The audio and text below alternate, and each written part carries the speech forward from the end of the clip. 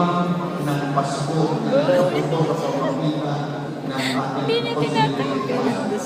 Pasalamat kami po mga pari, kailangan po mga pari gabi-gabi, pag-uusap ng ibang barangay, hindi lang mga pari katidral, hindi po mga bisitang pari, from OSJ, Catholic Church, at isa po yung galing po tayo sa Palawan, na yun po ay nakatulong natin para madala ang mabuting balita at mapanatang natin the reason and the purpose why we are this gabi, to deepen our faith, to renew our faith, and to live according to the expectation of our faith. Amen?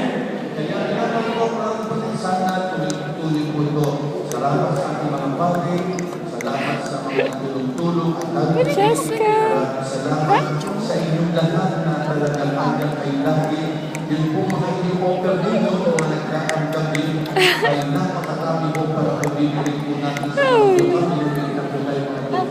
pinuprogram pa po natin kung paano natin may bibigay sa mga mangyan at mga pagyaw na alam kita yung kawawa-wawa yung mga Pilipino